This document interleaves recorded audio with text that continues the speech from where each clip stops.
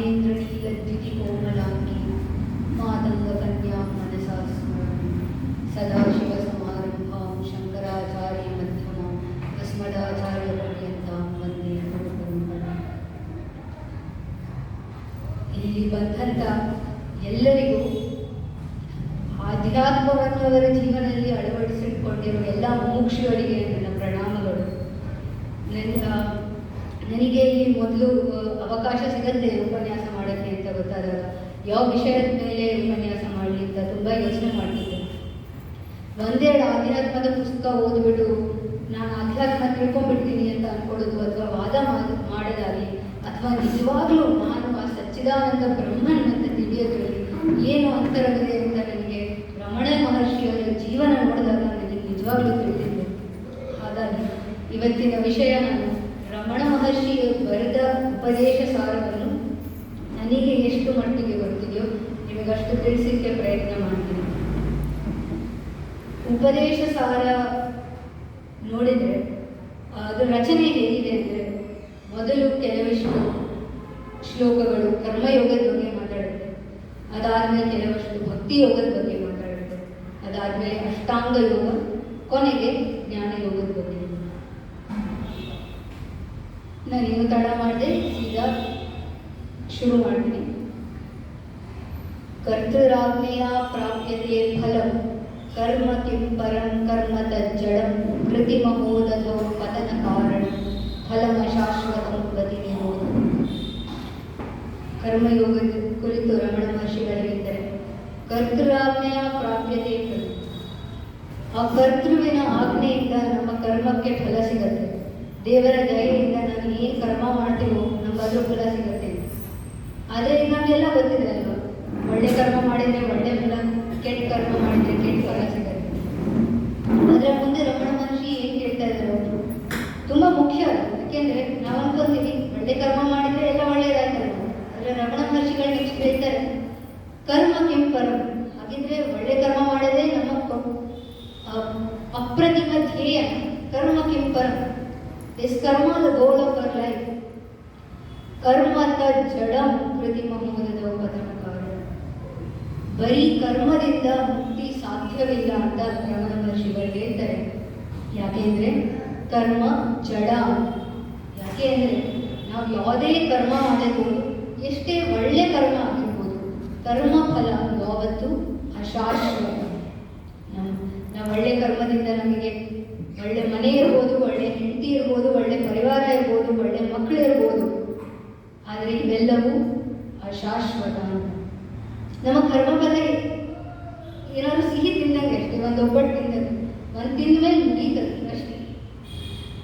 ಜನ ಹೇಳ್ಬೋದು, ಸರಿ ಪರವಾಗಿಲ್ಲ, ನಮಗೆ ಸ್ವಲ್ಪ ಹೊತ್ತದ್ದು ಸಂತೋಷ ಸಿಕ್ಕರೆ ಸಾಕು, ಪರವಾಗಿಲ್ಲ, ಅಶಾಶ್ವತ ಇದ್ರೂ ಪರವಾಗಿಲ್ಲ, ನಮ್ಗೆ ಅದೇ ಸಂತೋಷ ಸಿಗ್ತಾ ಇದೆಯಲ್ಲ ಅದೇ ಸಾಕು.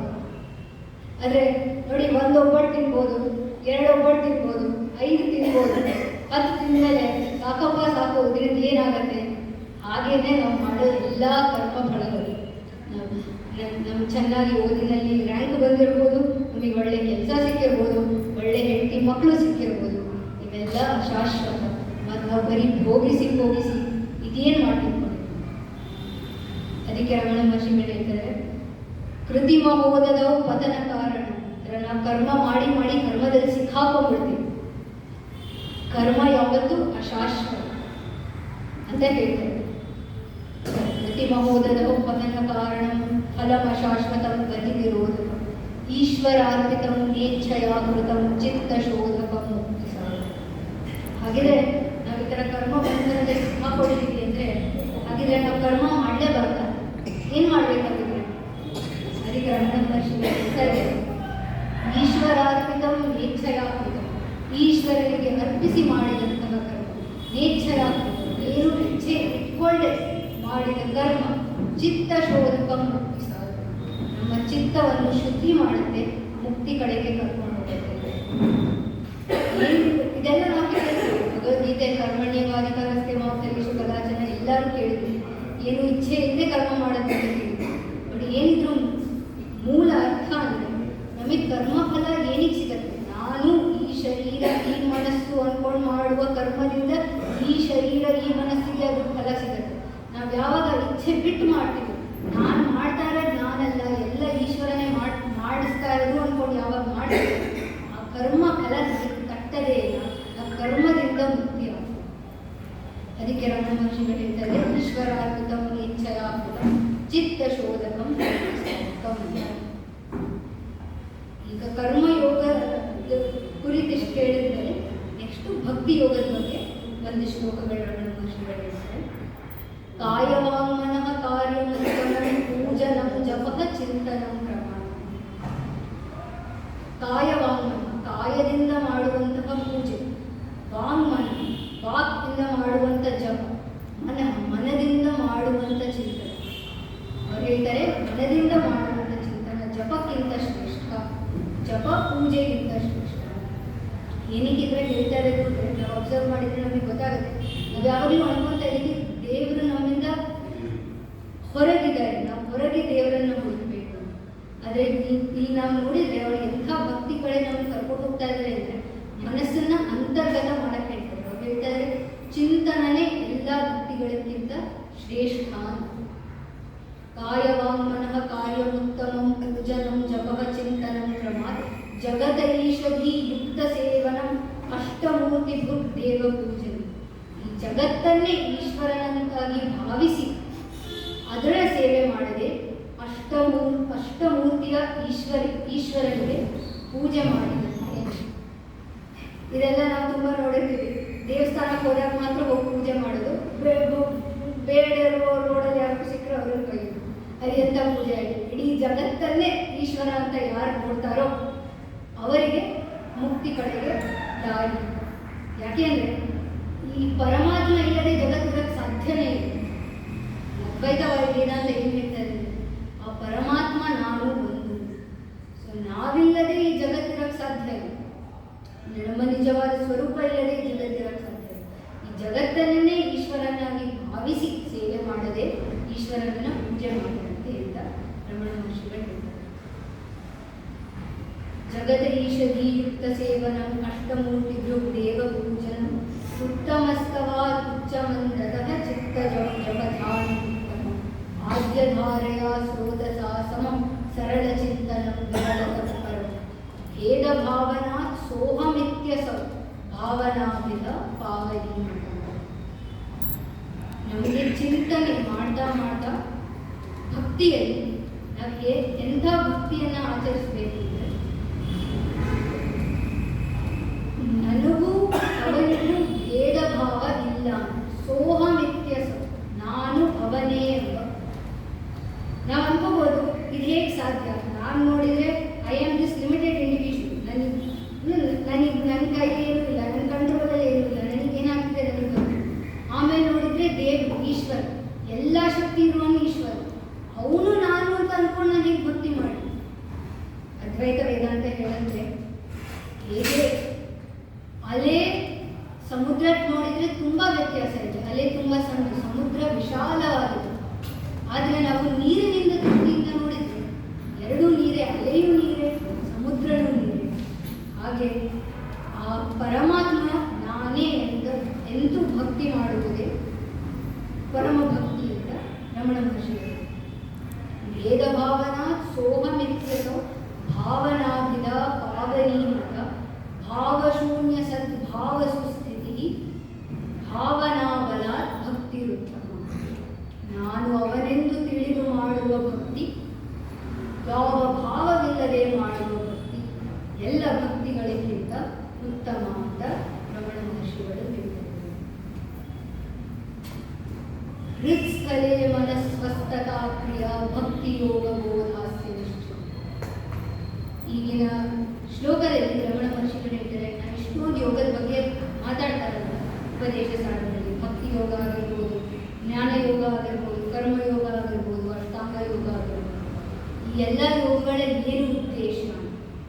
ಹೃತ್ಸ್ಥಲೇ ಮನ, ಹೃದಯದಲ್ಲಿ ಮನಸ್ಸನ್ನು ಸ್ಥಾಪಿಸುವುದು. ಹೃದಯದಲ್ಲಿ ಮನಸ್ಸನ್ನು ಸ್ಥಾಪಿಸುವುದು ಅಂದರೆ ಆ ಸಚ್ಚಿದಾನಂದ ಬ್ರಹ್ಮ ಶುದ್ಧ ಬುದ್ಧ ಸ್ವರೂಪನಾದ ಬ್ರಹ್ಮನಲ್ಲಿ ಈ ಮನಸ್ಸನ್ನು ಸ್ಥಾಪನೆ ಮಾಡಲು ಎಲ್ಲ ಯೋಗಗಳ ಉದ್ದೇಶ ಧ್ಯೇಯ ಅಂತ ಹೇಳ್ತಾರೆ. ಹೀಗೆ ಕರ್ಮಯೋಗ ಮತ್ತು ಭಕ್ತಿ ಯೋಗದ ಬಗ್ಗೆ ತಿಳಿಸಿ ಮುಂದೆ ಈಗ ಅಷ್ಟಾಂಗ ಯೋಗದ ಬಗ್ಗೆ ರಮಣ ಮಹರ್ಷಿಗಳು ವಾಯುರೋಧನ ಲೀಯತೆ ಮನಃ ಜಾಲ ಪಕ್ಷಿವತ್ ಬೋಧ ಸಾಧನ ಚಿತ್ತವಾಯುತ ಶಾಖಯೋದ್ವಯಿ ಶಕ್ತಿ ಮೂಲಕ. ಅಷ್ಟಾಂಗ ಯೋಗ ಅಂದರೆ ನೀವೆಲ್ಲ ಕೇಳಿರ್ಬೋದು, ಪತಂಜಲಿ ಯೋಗ ಸೂತ್ರದಲ್ಲೂ ಬರುತ್ತೆ. ಸೊ ಅಷ್ಟಾಂಗ ಯೋಗದಲ್ಲಿ ಅವ್ರು ಹೇಳ್ತಾರೆ ವಾಯುರೋಧನ ಲೀಯತೆ ಮನಃ, ಪ್ರಾಣ ಅಥವಾ ಉಸಿರಿನ ನಿಯಂತ್ರಣದಿಂದ ಮನಸ್ಸು ಲೀನವಾಗುತ್ತೆ. ಮನಸ್ಸು ನಿಯಂತ್ರಣ, ಜಾಲ ಪಕ್ಷಿವತ್ ಬೋಧ ಸಾಧನ ಚಿತ್ತವಾಯವ ಚಿತ್ಪ್ರಿಯ ಶಾಖಯೋರ್ವಯಿ ಶಕ್ತಿ ಮೂಲಕ. ನಾವೇನೇ ಕೆಲಸ ಮಾಡಿದ್ರು ಏನೇ ಕೆಲಸ ಮಾಡೋಕ್ಕೆ ನಮಗೆ ಎರಡರ ಆಧಾರಗಳು. ಒಂದು ಮನಸ್ಸಿನ ಆಧಾರ, ಇನ್ನೊಂದು ಪ್ರಾಣದ ಆಧಾರ. ರಮಣ ಮಹರ್ಷಿಗಳು ಹೇಳ್ತಾರೆ ಈ ಮನಸ್ಸಿನ ಆಧಾರ ಮತ್ತೆ ಪ್ರಾಣದ ಆಧಾರ ಒಂದೇ, ಅದು ಶುದ್ಧ ಬುದ್ಧ ಸ್ವರೂಪರಾದ ಬ್ರಹ್ಮ. ಇವೆರಡು ಆ ಬ್ರಹ್ಮನಿಂದ ಎರಡು ಶಾಖೆಗಳಿರ್ತವೆ. ಶಾಖಯೋದ್ವಯಿ ಶಕ್ತಿ ಮೂಲಕ ಲಯ ವಿನಾಶನೇ ಉಭಯ ರೋಧನೆ ಲಯಗತಿ ಪುನರ್ಭವತಿ ಮೂಲ. ಈ ಥರ ಉಸಿರಿನನ್ನು ನಿಯಂತ್ರಣಕ್ಕೆ ತಂದು ಮನಸ್ಸು ಲೀನವಾದಾಗ, ಮನಸ್ಸು ಅಬ್ಸಾರ್ಬ್ ಆದಾಗ, ಮನಸ್ಸು ಅಬ್ಸಾರ್ಬ್ ಆಗ್ತಾ ಆಗ್ತಾ ಆಗ್ತಾ ಮನೋನಾಶ. ಮನೋನಾಶ ಆಗೋದು ಏನು ಅಂದರೆ ಮನಸ್ಸಿನ ಎಲ್ಲ ವೃತ್ತಿಗಳು ಯಾವಾಗ ಇರಲ್ವೋ ಅದಕ್ಕೆ ಮನೋನಾಶ ಅಂತ ಹೇಳ್ತಾರೆ. ಪ್ರಾಣಬಂಧನಾತ್ ಲೀನ ಮಾನಸಂ ಏಕಚಿಂತನ ನಾಶಮೇತ್ಯ. ಪ್ರಾಣಬಂಧನ, ಪ್ರಾಣ ಮತ್ತು ಉಸಿರಿನ ನಿಯಂತ್ರಣದಿಂದ ಲೀನ ಮಾನಸ, ಲೀನವಾದ ಮನಸ್ಸು, ಏಕಚಿಂತನ ನಾಶಮೇತ್ಯ. ಏಕಚಿಂತನದಿಂದ ಏನ್ರಿ ಚಿಂತನ ಮಾಡಬೇಕು. ನಾವು ಯಾವಾಗಲೂ ಅನ್ಕೊಂತೀವಿ ಚಿಂತನ ಮಾಡಿದಾಗೆ ಅದನ್ನು ವಸ್ತುವಿನ ಚಿಂತನ ಮಾಡ್ತೇವೆ. ಆದರೆ ನಾವು ಏನು ಚಿಂತನೆ ಮಾಡಬೇಕು, ಯಾರು ಚಿಂತನೆ ಮಾಡ್ತಾ ಇದ್ದಾರೆ ಅಂತ ಚಿಂತನೆ ಮಾಡ್ತೀವಿ. ಅವಾಗ ನಾನು ಯಾರು ಅಂತ ನಮಗೆ ತಿಳಿಯಲ್ಲ. ಏಕಚಿಂತನಾತ್ ನಾಶಮೇತ್ಯ, ಅವಾಗ ಮನಸ್ಸು ನಾಶ. ನಷ್ಟಮಾನಸೋ ಉತ್ಕೃಷ್ಟ ಯೋಗಿನಃ ಕೃತ್ಯಮಸ್ತಿ ಕಿಂ ಸ್ವಸ್ತಿ ಕಿಂ ಯತಃ. ಯಾವ ಯೋಗಿಯ ಮನೋನಾಶ ಆಗ್ಬಿಡಿತು, ಕೃತ್ಯಮಸ್ತಿ ಕಿಂ, ಆ ಯೋಗಿ ಇನ್ನೇನು ಮಾಡಬೇಕಾಗಿತ್ತು. ಯಾಕೆ ಈಗ ಹೇಳ್ತಾರೆ ಅಂದರೆ ಏನಕ್ಕೆ ಏನಾದ್ರು ಕೆಲಸ ಮಾಡಿದ್ರು ನಾವು ಯಾವ ಕಾರಣ ಮಾಡ್ತೀವಿ. ಸುಖ ಸಿಗಲಿ ದುಃಖ ಬರದೇ ಇರ್ತದೆ. ಸುಖ ದುಃಖ ಯಾರಿಗೆ? ಮನಸ್ಸು. ನಾವು ಅನ್ಕೋಬೋದು, ಈಗ ನಾವು ಯೋಚನೆ ಮಾಡ್ಬೋದು, ಈಗ ನಾವು ಗಾಢವಾಗಿ ನಿದ್ದೆ ಮಾಡಿದ್ದಾಗ ಮನಸ್ಸಿನ ಅನುಭವ ನಮಗಿರಲ್ಲ, ಅವಾಗ ನಮಗೆ ಸುಖ ದುಃಖದ ಅನುಭವ ಇರೋಕ್ಕೆ ಸಾಧ್ಯ ಇಲ್ಲ.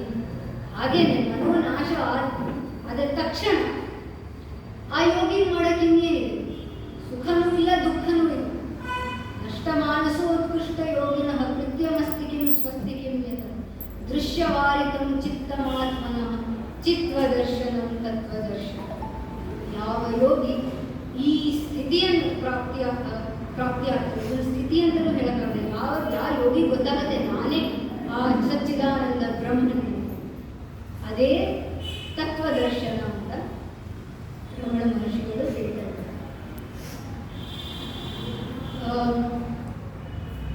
ಹೀಗೆ ಅಷ್ಟಾಂಗ ಯೋಗದ ಶ್ಲೋಕಗಳು ಮುಗಿಯುತ್ತೆ. ನೆಕ್ಸ್ಟ್ ಒಂದು ಶ್ಲೋಕಗಳು ರಮಣ ಮಹರ್ಷಿ ಮಾತಾಡೋದು ಜ್ಞಾನಯೋಗದ್ದು.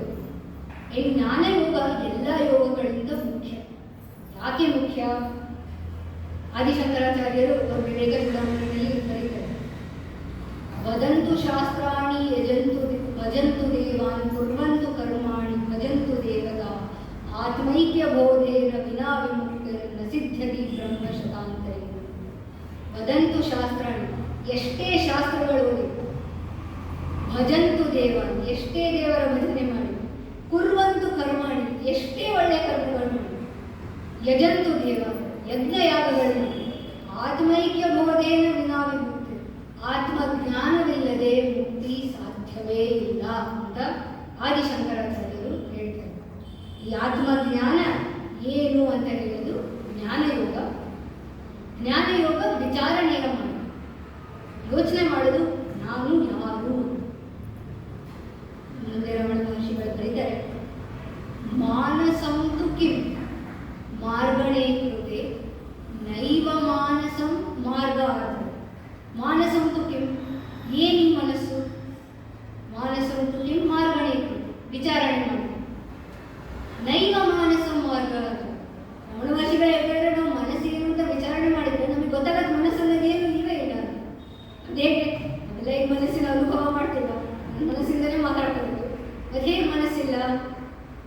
ವೇದಾಂತದಲ್ಲಿ ಹೇಳ್ತಾರೆ ಸತ್. ಸತ್ ಅಂದ್ರೇನು? ಕಾಲತ್ರಯೇಪಿ ತಿಷ್ಠತಿ ಇತಿ ಸತ್.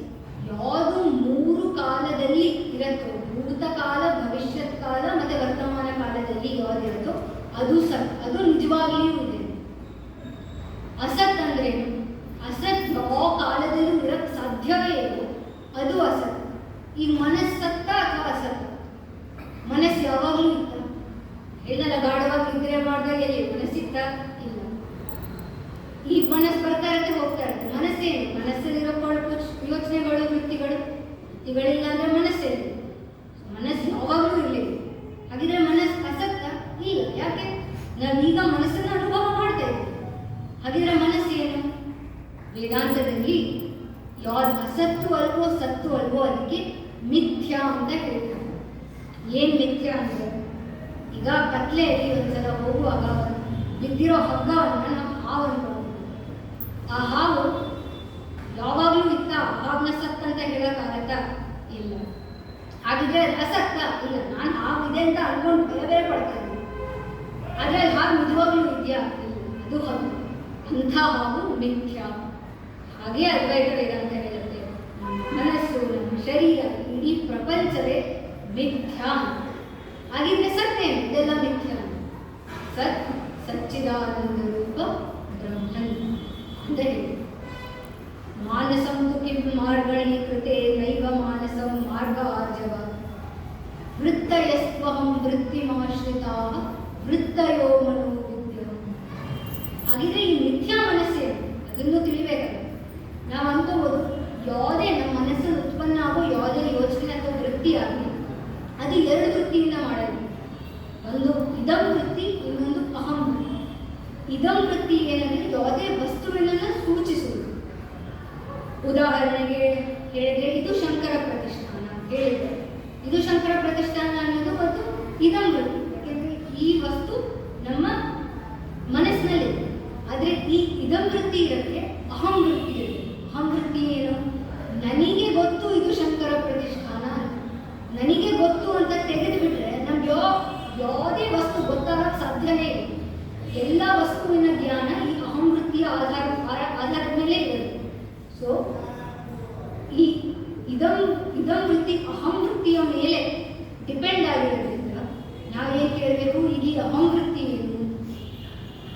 ಸೊ ಈ ಅಹಂ ವೃತ್ತಿನೇ ಇದು ಎಂಥದಂದ್ರೆ, ಈಗ ನಾವು ಯೋಚನೆ ಮಾಡ್ಬೋದು, ಈಗ ಇದಂ ವೃತ್ತಿಗಳು ಬದಲಾಗ್ತಾ ಇರುತ್ತೆ. ಇದು ಶಂಕರ ಪ್ರತಿಷ್ಠಾನ, ಇದು ಮೈಕ್, ಇದು ಚೇರ್, ಇದು ಫ್ಯಾನ್ ಅಂತ ಹೇಳ್ಬೋದು. ಇದು ಇದಂ ವೃತ್ತಿಗಳು ಬದಲಾಗ್ತಾ ಇದೆ. ಆದರೆ ಅಹಂ ವೃತ್ತಿ ನನಗೆ ಗೊತ್ತು ಇದು ಚೇರ್, ನನಗೆ ಗೊತ್ತು ಇದು ಫ್ಯಾನ್, ನನಗೆ ಗೊತ್ತು ಇದು ಮೈಕ್. ಆ ನಾನು ಅನ್ನೋ ಅಹಂ ವೃತ್ತಿ ಬದಲಾಗ್ತಾ ಇದೆ. ಆ ಅಹಂ ವೃತ್ತಿಯೇ ಮನಸ್ಸು. ವೃತ್ತಯಸ್ತ್ವಹಂ ವೃತ್ತಿಮಾಶ್ರಿತಾಃ ವೃತ್ತಯೋ ಮನೋ ವಿದ್ಯಹಂ ಅಹಮಯಂ ಕುತೋ ಭವತಿ ಚಿನ್ಮತಃ ಐಪತತ್ಯಹಂ ನಿಜ ವಿಚಾರ. ಹಾಗಿದ್ರೆ ಈ ಅಹಂ ವೃತ್ತಿ ಏನು ಅಂತ ಕೇಳಬೇಕಲ್ಲ. ಸರಿ, ಎಲ್ಲದೂ ಆಧಾರ ಈ ಅಹಂ ವೃತ್ತಿ ಆದರೆ ಈ ಅಹಂ ವೃತ್ತಿ ಎಲ್ಲಿಂದ ಬರ್ತದೆ? ಅಹಂ ವೃತ್ತಿ ಏನು ಅಂತ ನಾವು ವಿಚಾರ ಮಾಡಿದ್ರೆ ನಮಗೆ ಏನಂತ ತಿಳಿಯುತ್ತೆ? ಅಹಂ ವೃತ್ತಿ ಸಚ್ಚಿದಾನಂದ ಬ್ರಹ್ಮನಿನ ರಿಫ್ಲೆಕ್ಷನ್ ಅಂತ ತಿಳಿಯುತ್ತೆ.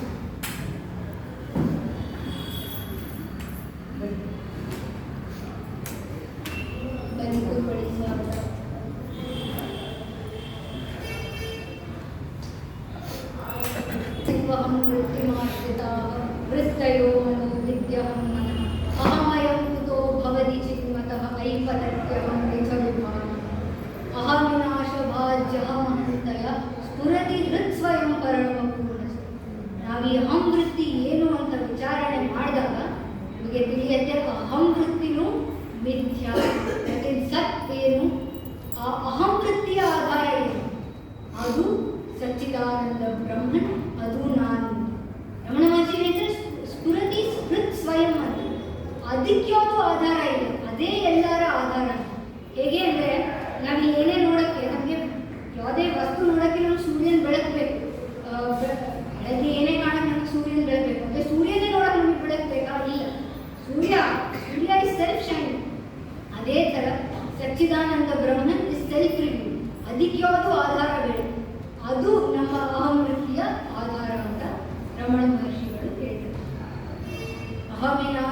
ವಾಜ್ಯಹಂ ಹಂತಯ ಸ್ಫುರತಿ ಹೃತ್ ಸ್ವಯಂ ಪರಮಪೂರ್ಣ ಇದಮಹಂ ಪದಾಭಿಕ್ಯಮನ್ವಹಂ ಅಹಮಿಲೀನಕೇಪ್ಯಲಯ ಸತ್ಯಯ ವಿಗ್ರಹೇಂದ್ರಿಯ ಪ್ರಾಣಗೀತಮಃ ನಾಹಮೇಕ ಸತ್ ತಜ್ಜಡಂ ಯಸತ್. ವಿಗ್ರಹೇಂದ್ರಿಯ, ವಿಗ್ರಹ, ಇಲ್ಲಿ ವಿಗ್ರಹ ಅನ್ನೋ ಶಬ್ದ ಬಳಸಿರೋದು ದೇಹಕ್ಕೆ, ಶರೀರಕ್ಕೆ ಉಲ್ಲೇಖಿಸುತ್ತೆ. ವಿಗ್ರಹ ಶರೀರ, ಇಂದ್ರಿಯ ಪಂಚೇಂದ್ರಿಯಗಳು, ವಿಗ್ರಹೇಂದ್ರಿಯ ಪ್ರಾಣ, ಪ್ರಾಣ ಉಸಿರು, ಪ್ರಾಣಧಿ ಈ ಮನಸ್ಸು ಮತ್ತೆ ಬುದ್ಧಿ, ಧೀ ತಮ, ನಾಹಂ ಯಾವುದು ನಾನಲ್ಲ, ನಾಹಂ ಏಕ ಸತ್ ತಜ್ಜಡಂ ಯಸತ್, ನಾನು ಅದೊಂದು ಸತ್ ಅಂದರೆ ಸಚ್ಚಿದಾನಂದ ಬ್ರಹ್ಮ, ನಾನಿದೆಲ್ಲ ಅಲ್ಲ. ಯಾಕೆಂದರೆ ತತ್ ಜಡಂ ಯಸತ್, ಇವೆಲ್ಲ ಜಡ. ಇದರದ್ದು ತುಂಬ ಸಿಮಿಲರ್ ಉಲ್ಲೇಖ ನಮಗೆ ತೈತ್ತಿರಿಯ ಉಪನಿಷತ್ತಲ್ಲಿ ಕಂಡುಬರುತ್ತೆ. ಯಾಕೆಂದರೆ ಇವ್ರು ಹೆಂಗೆ ನಾನು ಅನ್ನೋದು ಶರೀರ ಅಲ್ಲ, ಬುದ್ಧಿ ಅಲ್ಲ, ಮನಸ್ಸಲ್ಲ ಅಂತ ಹೇಳ್ತಾರೆ. ಇದರ ತುಂಬ ಸಿಮಿಲರ್ ಅನಾಲಜಿ ತೈತ್ತಿರಿಯ ಉಪನಿಷತ್ತಲ್ಲಿದೆ. ಯಾವುದು 5 ಕೋಶಗಳ ಬಗ್ಗೆ ಮಾತಾಡೋದು. ಅನ್ನಮಯ ಕೋಶ, ಪ್ರಾಣಮಯ ಕೋಶ, ಮನೋಮಯ ಕೋಶ, ವಿಜ್ಞಾನಮಯ ಕೋಶ ಹಾಗೂ ಆನಂದಮಯ ಕೋಶ. ನಾವು ಹೀಗೆ ನಮ್ಮ ಅನುಭವದ ಅಂತರ್ಗತ ಆಗ್ತದೆ. ನಾವು ಫಸ್ಟ್ ಅಂದ್ಕೊಂಡಿರ್ತೀವಿ ನಾವು ಈ ಶರೀರ ಅನ್ನಮಯ ಕೋಶ. ಹಾಗೆ ಇನ್ನು ಸ್ವಲ್ಪ ಕಣ್ಣು ಮುಚ್ಕೊಂಡು ಅಬ್ಸರ್ವ್ ಮಾಡಿದ್ರೆ ನಮಗೆ ತಿಳಿಯುತ್ತದೆ ಇಲ್ಲ, ಅದರಿಂದ ಅಂತರ್ಗತವಾಗಿ ನಮ್ಮ ಅಸ್ತಿತ್ವಕ್ಕೆ ಇನ್ನೂ ಏನೋ ಇದೆ. ಏನಿದೆ? ಪ್ರಾಣ. ಹಾಗೆ ಕಣ್ಣು ಮುಚ್ಕೊಂಡು ಇನ್ನೊಂದು ಸ್ವಲ್ಪ ಹೊತ್ತು ಅಬ್ಸರ್ವ್ ಮಾಡಿದರೆ ಪ್ರಾಣಮಯ ಕೋಶ ಯಾರ ಅನುಭವದಲ್ಲಿದೆ? ಮನಸ್ಸು.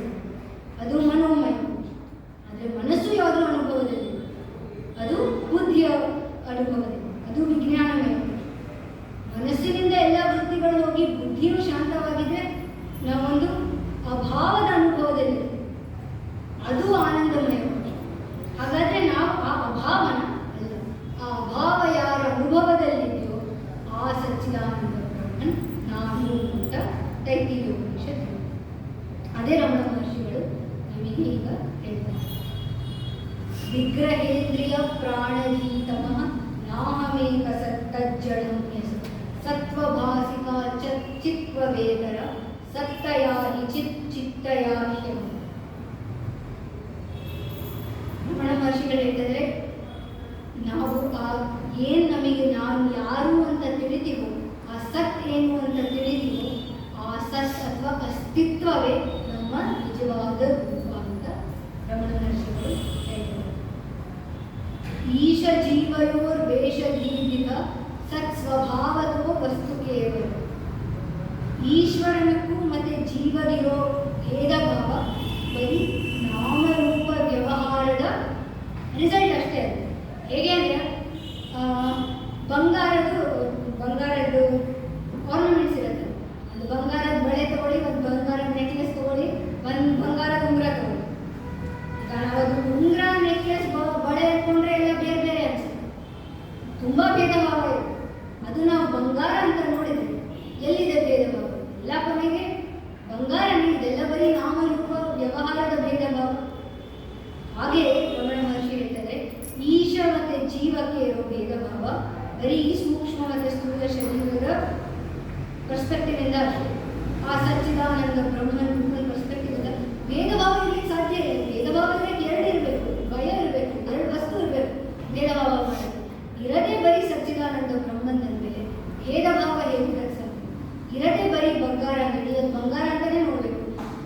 ಅದು ನಾವು ಬಂಗಾರ ಹೇಗೆ ನಾವು ಅನ್ನೋದು ಮಡಿಕೆಯನ್ನ ಮಣ್ಣಂತ ನೋಡಿದ್ರೆ ಅದು ಮಡಿಕೆ ಏನು ಇರ್ತದೆ? ಮಣ್ಣು ಬಿಟ್ಟು ಮಡಿಕೆ ತೋರ್ಸೋಕ್ಕಾಗತ್ತಾ? ಇಲ್ಲ. ಅದೇ ಥರ ಸಚ್ಚಿದಾನಂದ ಬ್ರಹ್ಮನ್ ಬಿಟ್ಟು ನಾವು ಇಲ್ಲ, ಈ ಜಗತ್ತು ಇಲ್ಲ, ಇರೋದು ಒಂದೇ ಸಚ್ಚಿದಾನಂದ ಬ್ರಹ್ಮನ್ ಅಂತ ರಮಣ ಮಹರ್ಷಿಗಳು ಹೇಳ್ತಾರೆ. ಈಶ ಜೀವಯೋರ್ ವೇಷಧೀವಿಧ ಸತ್ ಸ್ವಭಾವತೋ ವಸ್ತು ಕೇವಲ ವೇಷಹಾನತಃ ಸ್ವಾತ್ಮದರ್ಶನಂ ಈಶ ದರ್ಶನಂ ಸ್ವಾತ್ಮರೂಪ. ವೇಷಹಾನತಃ ಈ ಶರೀರ ಮನಸ್ಸಿನ ವೇಷವನ್ನು ನಾವು ತ್ಯಜಿಸಿದ್ರೆ ಸ್ವಾತ್ಮ ದರ್ಶನ, ನಮ್ಮ ನಿಜವಾದ ಆತ್ಮದ ದರ್ಶನ ನಮಗೆ ಆಗತ್ತೆ ಅಂತ ರಮಣ ಮಹರ್ಷಿಗಳು ಹೇಳ್ತಾರೆ. ವೇಷಹಾನತಃ ಸ್ವಾತ್ಮ ದರ್ಶನ ಈಶ ದರ್ಶನ ಸ್ವಾತ್ಮರೂಪ. ಈ ಸ್ವಾತ್ಮರೂಪವನ್ನು ನೋಡದೆ ಈಶ ದರ್ಶನ, ದೇವರ ದರ್ಶನ. ಇಲ್ಲಿ ದರ್ಶನ ಅಂದಾಗ ನಾವು ಅನ್ಕೋಬಾರ್ದು ಅದು ನಾವು ದರ್ಶನ ಅನ್ಕೊಳ್ಳೋದು ನಾವು ಅನ್ಕೋತೀವಿ ನಾವು ಬೇರೆ ವಸ್ತುವನ್ನು ನೋಡ್ತಾ ಇದ್ದೀವಿ. ಇಲ್ಲಿ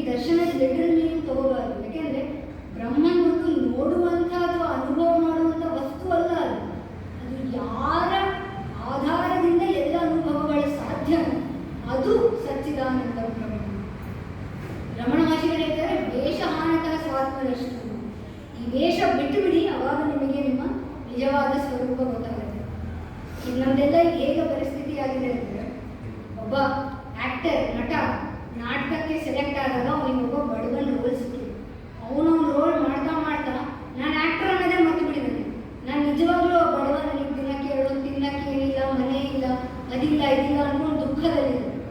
ಅವನಿಗೆ ಜ್ಞಾನ ಬಂದ ತಕ್ಷಣ, ಇಲ್ಲ ನಾನು ಬಡವ ಅಲ್ಲ, ನಾನು ಆಕ್ಟರು, ಇಲ್ಲಿ ಸ್ಟೇಜ್ ತನಕ ಡ್ರೈವ್ ಮಾಡ್ಕೊಂಡು ಬಂದಿದ್ದೀನಿ ತಂದೆ ಕಾರಲ್ಲಿ ಗೊತ್ತಾದ ಅವನಿಗೆ ಎಲ್ಲಿದೆ ಇನ್ನೇನಾದ್ರು ಸಮಸ್ಯೆ. ಹಾಗೆ ನಮಗೆ ನಾನು ಸಚ್ಚಿದಾನಂದ ಬ್ರಹ್ಮನ್ ಅಂತ ಗೊತ್ತಾದ ತಕ್ಷಣ ಇರೋ ಎಲ್ಲ ಜೀವನದ ಸಮಸ್ಯೆಗಳು ಅಲ್ಲೇ ಫುಲ್ ಸ್ಟಾಪ್. ಯಾಕೆ ಇದು ನಾನು ಅಲ್ಲೇ ಎಲ್ಲ ಗೊತ್ತಾಗುತ್ತೆ. ಈ ಶರೀರ, ಈ ಮನಸ್ಸು, ನಾನು ಯಾರು ಇಷ್ಟು ತನಕ ನಾನು ಅಂತ ಅಂದ್ಕೊಂಡು ಇರ್ತಾ ಇದ್ದೀನಿ, ಅದನ್ನು ನಾನು ಅಲ್ಲೇ ಅಲ್ಲ ಅಂತ ಗೊತ್ತಾಗ್ಬಿಟ್ಟೆ. ಇನ್ನೇನು ಸಮಸ್ಯೆ ಸಂಸಾರ. ಅದಕ್ಕೆ ರಮಣ ಮಹರ್ಷಿಗಳು ಹೇಳ್ತಾರೆ, ವೇಷ ಅಥವಾ ಸ್ವಾತ್ಮ ದರ್ಶನ, ಈಶ ದರ್ಶನ, ಸ್ವಾತ್ಮ ರೂಪ, ಆತ್ಮ ಸಂಸ್ಥಿತಿ, ಸ್ವಾತ್ಮ ದರ್ಶನ, ಆತ್ಮ ನಿರ್ಭಯ, ಆತ್ಮನಿಷ್ಠ. ಈ ಜ್ಞಾನ, ಈ ಆತ್ಮಜ್ಞಾನ ತಿಳಿದ ನಂತರ ನಾವು ಈ ಆತ್ಮಜ್ಞಾನದಲ್ಲಿ ಸಂಸ್ಥಾಪರಾಗಬೇಕು. ಈ ಆತ್ಮಜ್ಞಾನವನ್ನು ವಿ ನೀಡ್ ಟು ಮ್ಯಾನಿಫೆಸ್ಟ್. ಇದು ಬರೀ ಮಾತಾಡುವಂಥ ವಿಷಯ ಅಲ್ಲ, ಇದನ್ನು ಇವತ್ತು ಕೇಳಿ ನಾಳೆ ಮರೆಯುವಂಥ ವಿಷಯ ಅಲ್ಲ. ಇದನ್ನು ನಮ್ಮ ಜೀವನದಲ್ಲಿ ಅದನ್ನು ಮ್ಯಾನಿಫೆಸ್ಟ್ ಮಾಡ್ಕೋಬೇಕು, ಸೆಲ್ಫ್ ರಿವೀಲ್ ಮಾಡ್ಕೋಬೇಕು. ಇಲ್ಲಾಂದರೆ ಇಲ್ಲ ಒಂದು ದಿವಸ ಕೇಳೋಕ್ಕೆ ನನಗೆ ಇಷ್ಟ ಆಯಿತು, ನಾಳೆ ಹೋಗಿ ಇಲ್ಲ ನನಗೆ ಏನದು ಒಳ್ಳೆ ಮಕ್ಕಳು ಬೇಕು, ಒಳ್ಳೆ ಗಂಡ ಬೇಕು, ನನ್ನ ಮಕ್ಕಳು ಮದುವೆ ಆಗಬೇಕು, ನಮ್ಮ ಪ್ರಾಪರ್ಟಿ ಇದು ಮಾಡಬೇಕು, ಅದು ಮಾಡಬೇಕು, ಇದು ವ್ಯರ್ಥ. ಇದು ನಮ್ಮ ಜೀವನ ಸಂಸ್ಥಿತರಾಗಬೇಕು. ಈ ಜ್ಞಾನ ಆತ್ಮ ಸಂಸ್ಥಿತಿ, ಸ್ವಾತ್ಮ ದರ್ಶನ, ಆತ್ಮ ನಿರ್ದ್ವಯ, ಆತ್ಮನಿಷ್ಠ. ಈ ಅದ್ವೈತ ನಿರ್ದ್ವಯ ಆತ್ಮದಲ್ಲಿ ನಾವು ಸಂಸ್ಥಾಪರಾಗಬೇಕು. ಜ್ಞಾನವರ್ಜಿತ ಅಜ್ಞಾನಹೀನಚಿತ್ ಜ್ಞಾನಮಸ್ತಿಗೆ ಜ್ಞಾತ. ಈ ಆತ್ಮಜ್ಞಾನ ಏನು ಪಡಿತೀವೋ ನಾವು ಬ್ರಹ್ಮಜ್ಞಾನ, ನಾವು ಇದೊಂದು ತಿಳಿಬೇಕು. ಅದ್ವೈತ ಅಂತ ಮಾತಾಡುವಾಗ ಹಾಗಿದ್ರೆ ಈ ಅದ್ವೈತ ಸಚ್ಚಿದಾನಂದ ಬ್ರಹ್ಮನ್ ಬಿಟ್ಟು ಬೇರೆ ಜ್ಞಾನ ಇದೆಯಾ? ಜ್ಞಾನವೂ ಸಚ್ಚಿದಾನಂದ ಬ್ರಹ್ಮನ್ನೇ ಅಂತ ರಮಣ ಮಹರ್ಷಿಗಳು ಹೇಳ್ತಾರೆ. ಜ್ಞಾನವರ್ಜಿತ ಜ್ಞಾನಹೀನಚಿತ್ ಜ್ಞಾನಮಸ್ತಿಗೆ ಜ್ಞಾತುಮಂತರಂ ಕಿಂ ಸ್ವರೂಪಂ ಇತ್ಯಾತ್ಮದರ್ಶನ. ಕಿಂ ಸ್ವರೂಪ ನಂದು ಏನು ನಿಜವಾದ ಸ್ವರೂಪ, ಕಿಂ ಸ್ವರೂಪಂ ಇತ್ಯಾತ್ಮದರ್ಶನ. ಈ ಥರ ಆತ್ಮದರ್ಶನದಿಂದ ಇದರ ವಿಚಾರ ಮಾಡಿದಾಗ ನನ್ನ ನಿಜವಾದ ಸ್ವರೂಪ ಏನು ಅಂತ ಅವರು ವಿಚಾರಣೆ ಮಾಡಿದಾಗ ನಮಗೆ ಏನಂತ ತಿಳಿಯುತ್ತೆ. ಕಿಂ ಸ್ವರೂಪಂ ಇತ್ಯಾತ್ಮದರ್ಶನೆ ಅವ್ಯಯಾಭವ ಪೂರ್ಣಚಿತ್ ಸುಖಂ. ನಾನು ಅವ್ಯಯ, ಅಭವ, ಅಪೂರ್ಣ ಚಿತ್ ಸುಖಂ, ಇದು ನನ್ನ ರೂಪ ಅಂತ ತಿಳಿಯುತ್ತೆ.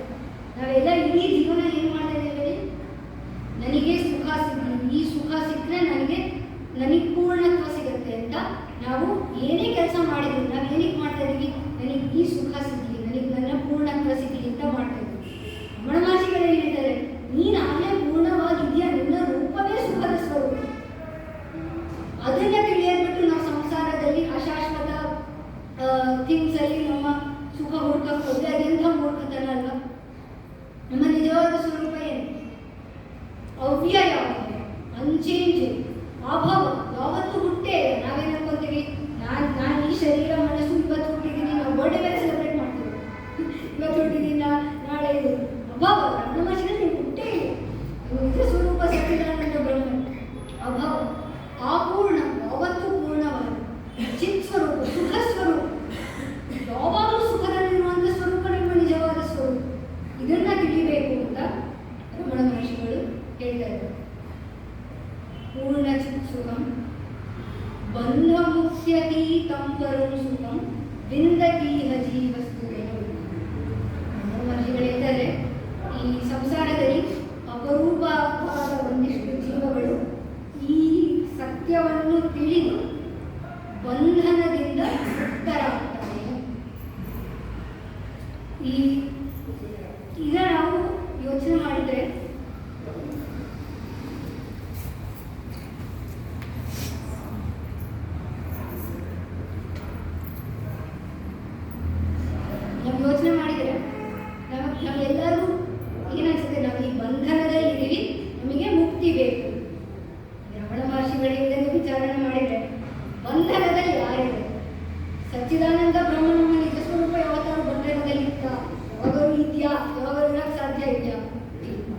ಬಂಧನದಲ್ಲಿರೋದು ಯಾರು? ಈ ಲಿಮಿಟೆಡ್ ಇಂಡಿವಿಜುವಲ್, ನಾನು ಈ ದೇಹ ಮನಸ್ಸು ಅಂತ ಅಂದ್ಕೊಂಡಿರೋ ಈ ವ್ಯಕ್ತಿ ಬಂಧನದಲ್ಲಿರೋದು. ಅದರ ಮುಕ್ತಿನೂ ಈ ವ್ಯಕ್ತಿಗೆ ಅಂತ ಹೇಳ್ಬೋದು. ಸಚ್ಚಿದಾನಂದ ಬ್ರಹ್ಮನ್ ಯಾವಾಗಲೂ ಮುಕ್ತರಾಗಬೇಕು. ಆ ಸಚ್ಚಿದಾನಂದ ಬ್ರಹ್ಮನ್ ಮುಕ್ತಿ ಆಗಬೇಕು. ನಾನು ಬಂದ ತಕ್ಷಣ, ಗೊತ್ತಾದ ತಕ್ಷಣ ನಾನು ಸಚ್ಚಿದಾನಂದ ಬ್ರಹ್ಮನ್ ಅಂತ, ನನಗೆ ಬಂಧನವೂ ಇಲ್ಲ, ಬಂಧನವೇ ಇಲ್ಲ ಅಂದರೆ ಮುಕ್ತಿಯಲ್ಲಿ ಅಂತ ನಾವು ಅರ್ಥ ಮಾಡಬೇಕು.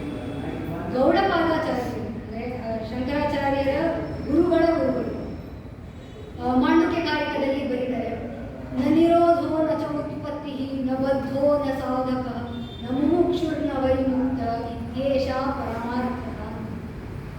ನ ನಿರೋಧೋ ನ ಚ ಉತ್ಪತ್ತಿ, ಈ ಸಂಸಾರಕ್ಕೆ ಉತ್ಪತ್ತಿಯೂ ಇಲ್ಲ, ನಿರೋಧನೂ ಇಲ್ಲ. ನ ಬದ್ಧೋ ನ ಸಾಧಕ, ಯಾರು ಬಂಧನದಲ್ಲಿಲ್ಲ, ಯಾವ ಸಾಧಕವೂ ಇಲ್ಲ. ನ ಮುಮುಕ್ಷುರ್ನ ವೈಮುಕ್ತ, ಈ ಮುಮುಕ್ಷುಗಳು ಯಾರು ಇಲ್ಲ, ಮುಕ್ತರಾದವರು ಯಾರು ಇಲ್ಲ. ಇತ್ಯೇಷ ಪರಮಾರ್ಥಃ,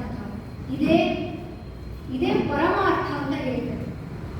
ಏನಿದ್ರ ಅರ್ಥ ಅಂದರೆ, ಗೌಡಪಾದರು ಅವರು ಸಚ್ಚಿದಾನಂದ ಬ್ರಹ್ಮ ರೂಪದ ಪರ್ಸ್ಪೆಕ್ಟಿವ್ ಇಂದ ಬರೀತಾರೆ. ಅವ್ರೇನು ಹೇಳ್ತಾರೆ, ಸಚ್ಚಿದಾನಂದ ರೂಪ ಬ್ರಹ್ಮನ್ ಒಬ್ಬರೇ ಇದ್ದ ಮೇಲೆ ಆ ದೃಷ್ಟಿಯಿಂದ ಎಲ್ಲಿ ಮೋಕ್ಷ ಎಲ್ಲಿದೆ, ಬಂಧನೇ ಇಲ್ಲ ಅಂದರೆ ಮೋಕ್ಷ ಎಲ್ಲಿದೆ ಅಂತ ಗೌಡಪಾದರು ಬಂಧ ಮುಕ್ತ್ಯತೀತಂ ಪರಂ ಸುಖಂ ಇಂದಲೀಹ ಜೀವಸ್ತುದೈ ಅಹಮಪೇತಕಂ ನಿಜ ವಿಭಾನಕಂ ಮಹದಿದಂ ತಪೋರಮಣವ. ಅಹಮಪೇತಕಂ, ನಾನು ನಿಜವಾಗಿಯೂ ಯಾರು ಅಂತ ತಿಳಿಯುವುದೇ. ನಿಜ ವಿಭಾನಕಂ ಮಹದಿದಂ ತಪ, ಎಲ್ಲದಕ್ಕಿಂತ ಮಹಾನಾದ ತಪ ರಮಣವಾಗಿ. ರಮಣ ಮಹರ್ಷಿಗಳು ಹೇಳ್ತಾ ಇದ್ದಾರೆ, ಇದು ರಮಣವಾಗಿ ಏನಂತ, ನಾನು ಯಾರು ಅಂತ ತಿಳಿಯುವುದೇ ಎಲ್ಲ ತಪಗಳಿಗಿಂತ ಶ್ರೇಷ್ಠವಾದ ತಪ ಅಂತ ರಮಣ ಮಹರ್ಷಿಗಳು ಹೇಳ್ತಾರೆ. ಇಲ್ಲಿಗೆ ಉಪದೇಶ ಸಾರ ಮುಗಿಯುತ್ತದೆ. ಒಂದು ಏನಂದರೆ, ರಮಣ ಮಹರ್ಷಿಗಳ ಜೀವನ ಎಷ್ಟು ಸುಂದರವಾಗಿದೆ. ನಾನು ಅವರು ಮೊದಲನೇ ಸತಿ ಅವರ ಬಯೋಪಿಕ್ ನೋಡಿದಾಗ 16 ವರ್ಷದ ಹುಡುಗ ಜ್ಞಾನಕ್ಕೋಸ್ಕರ ಮನೆಯನ್ನು ಬಿಟ್ಟು ಆ ಸಚ್ಚಿದಾನಂದ ಬ್ರಹ್ಮನ್ ನಾನು ಅಂತ ತಿಳಿಯೋದಕ್ಕೆ ಮಾಡಿದ ಒಂದು ಸಾಧನೆ ನನಗೆ ಎಂಥ ಉದಾಹರಣೆ ಅಂದರೆ, ನೋಡಿದ ತಕ್ಷಣ ನಾನು ಮಾಡಬೇಕು ಅನ್ನೋದು ನಮ್ಮನ್ನೆಲ್ಲ ಎಲ್ಲರಲ್ಲೂ ಒಂದು ಮೋಟಿವೇಶನ್ ಬರುತ್ತೆ. ಹೌದು, ಈ ಸಂಸಾರದಿಂದ ಮುಕ್ತಿ ಸಾಧ್ಯ ಇದೆ ಅನ್ನೋ ಒಂದು ವಿಶ್ವಾಸ ಬರುತ್ತೆ. ಅಂಥ ಮಹಾನ್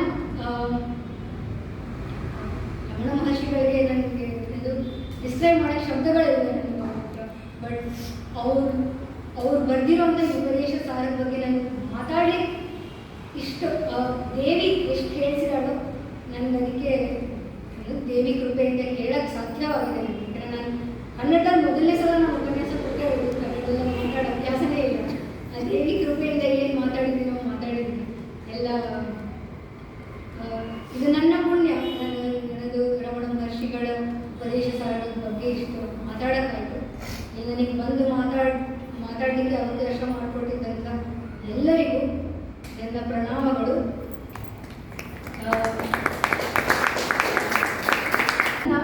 ಅಜ್ಜಿಯ ಇಚ್ಛೆ ಇದ್ದದ್ದು ಎಲ್ಲರಿಗೂ ಪ್ರಸಾದವಾಗಿದ್ದ ಜ್ಞಾನದ ಪುಸ್ತಕಗಳನ್ನು ವೇದ ಬ್ರಹ್ಮಶ್ರೀ ಸುಬ್ಬರಾಯ ಶರ್ಮ ಅವರು ಅದ್ವೈತ ವೇದಾಂತದಲ್ಲಿ ತುಂಬ ವರಿಷ್ಠ ಪೂಜ್ಯರಾದವರು. ಅವರ ಪುಸ್ತಕಗಳನ್ನು ನೀವೆಲ್ಲರೂ ಓದ್ತಾ